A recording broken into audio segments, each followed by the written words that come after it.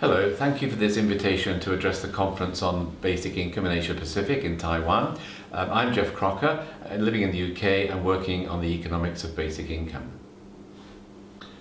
There are traditionally, I would suggest, three strong reasons for basic income. The first is social justice, well explained by people like Guy Standing in his books on the precariat. The second is to do with administrative efficiency, i.e. that if you're going to have any welfare system at all, that basic income is the most cost-effective to operate. That argument is well covered by writers like Malcolm Torrey. And the third is the argument from technology, the fundamental economics of basic income, which is what I'll be covering in this presentation. The arguments against basic income traditionally are that it's seen to be a work disincentive, and secondly, that it's economically unaffordable. The worry that basic income would be a disincentive to work is counteracted by the argument that the current welfare systems themselves are a much larger disincentive to work, because typically today, if someone on benefit finds a job, then they lose all of their benefit, and the marginal rate of tax, as it were, can be as high as 90%. On the question of affordability, it is true that a substantial basic income would cost each economy substantially, but the counter-argument to that is that affordability is defined by output GDP. It's defined by what the economy can produce. It is not defined by how much money the government has in its exchequer, and I will amplify that argument in the presentation. So moving on to the arguments from technology. In their book, The Second Machine Age, Brynjolfsson and McAfee paint a picture of huge automation where we're going to see huge increases in unemployment, we're going to see social exclusion, low economic demand as a result, recession, unsustainable levels of consumer credit to try to prop up demand, leading to economic crisis, and then the application of austerity policy. Basic income breaks this vicious circle. The question is, how do we fund such a substantial basic income? Let me offer you a thought experiment of a totally automated economy. In this totally automated economy, a machine is plugged into the earth, and without any labour, it produces all the goods and services that we need in the economy. How do we then distribute those goods and services? They can only be distributed by the government giving out vouchers to all of the population. The population then exchanges their vouchers for goods and services. The government takes the vouchers back in, destroys them for that year, and issues a new set of vouchers in the following year. Now, in this thought experiment, there are two very important implications. First of all, 100% of GDP becomes basic income, and secondly, perhaps more radically, 100% of GDP also becomes financial deficit. Now this of course is an extreme because it's a thought experiment, but my argument from that is a more nuanced argument. That is that in high technology economies, first of all, an element of basic income is essential to maintain consumer demand, and secondly, that financial deficit to some degree is an inevitability. Now, we also then need to add to that a heterodox view of economics. In this heterodox view of economics, first of all, it's recognized that all economic entities of consumption, of investment, of consumer spend, and so on, are all rendered affordable by output GDP, not by the amount of money that the government has in its exchequer. Secondly, that money has no inherent value. It doesn't derive that value from gold reserves, it doesn't derive value from the sale of government debt, it acquires value only from output GDP. And thirdly, that a sovereign state can create money without reference to gold reserves or the sale of government bonds or the creation of debt. It can create money solely in reference to the same output GDP. So, let's look at the nature of income in the economy. Let's take a look at this graph. This graph is very significant for the argument for basic income. It's a graph of the UK economy from the year 1948 right through to 2016, i.e. virtually 70 years of economic history. And it maps consumer expenditure against consumer income. And you can see very simply from that graph, in 1948, consumer income was in excess of consumer expenditure. In other words, people earned enough for their expenditure. In 1995, that changed such that subsequent to 1995, in the years to the present day 2018, consumer expenditure has been in excess of consumer income. And the change is long-term, it's inexorable, it's undeniable. It's a big structural change in the economy.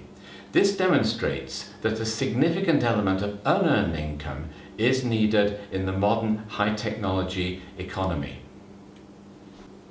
This slide summarizes the points about the nature of money in the economy. I remember being an economics student at university 40 years ago, and my lecturer saying, "Oh dear," he said, "nobody understands money."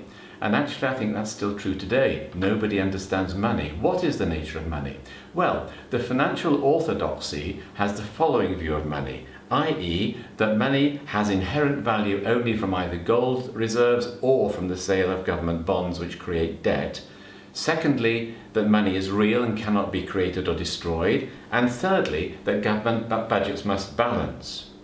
The challenging heterodox view of money is, on the contrary, that money has no inherent value but only derives its value from output GDP, that a sovereign state can issue money versus that output GDP without the need for creating debt, and finally, that financial deficit is inevitable and manageable in high technology economies. Let's try to show that comparison graphically. In the first part of the graph, we see the monetarist theory of money, where on the left-hand side, it's either gold reserves or the creation of government debt that is creating value for money, and that's then making investment, production, wages, welfare and consumption affordable or not. But in the graph below, we show the radical neo-Keynesian heterodox theory of money, which is that it's actually activity, it's economic activity of investment and production producing output GDP, which then creates value in money, driving wages, welfare, consumption, and the economic circle. So output GDP becomes the proper test of affordability and not the amount of money that a government has in its exchequer. Basic income proposals, in my view, should therefore adopt a neo-Keynesian theory of money, and basic income proposals must accept that there is an inevitable deficit in high technology economies, which in turn can then fund a substantial basic income. So much for the theoretical claim. So now let's look at empirical fact, which might test that theoretical claim. This first graph shows the deficit in the UK economy over the last 23 years. And as you can see at a glance, for the majority of those 23 years, the UK economy has operated at a deficit. There's only 2 years, in fact, when it didn't run a deficit.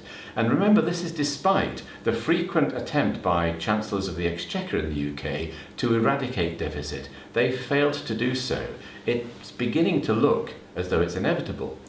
The next graph shows a similar picture for the G7 economies, and again you'll see that for all of those G7 economies, for the majority of the many recent years, they have also operated at a deficit. So deficit is empirical fact as well as theoretical prediction. The third graph shows the level of debt that has been accumulated in each of those economies over the last many years. And as you'll see from this picture in 2016, most of those economies have debts in excess of their annual GDP. So for the G7 economies, with the exception of Germany, all the other 6 of the G7 economies have a national debt which is more than 100% of their GDP. And in the extreme case of the Japanese economy, and this, remember, of course, is an Asia-Pacific conference, the Japanese economy has a national debt which is equal to 234% of its GDP. Now, when you look at facts like that, it makes you think that perhaps the theoretical claim is correct, that deficit is inevitable because no one seems to be able to overcome it. But secondly, that debt accumulates without having any big impact on the economy. The idea that this debt is somehow some mountainous burden that is going to be heaped on the shoulders of our grandchildren is simply incorrect. There is no way in which an economy is going to be able to pay back 234% of its GDP. This has to be written off. It is, in fact, virtually being written off anyway, so it's better to face that in explicit policy terms, that deficit is inevitable and can be written off without harm. This is a perfectly manageable proposal and in fact an inevitable policy given the argument we made earlier for the impact of technology in the economy requiring a basic income funded by perpetual deficit. So in conclusion, the theory predicts that in high technology economies we'll see a need for unearned income and therefore for basic income as an essential component of demand. And the theory also predicts that we will see the inevitability of financial deficit. When we turn, as we just have, to empirical fact, we see that those theoretical implications are borne out in practice. The fact is that in high technology economies, basic income is an essential component of demand, financial deficit is inevitable, basic income at a substantial level can therefore be funded by perpetual deficit. Thank you for your attention and all best wishes to the conference in Taiwan.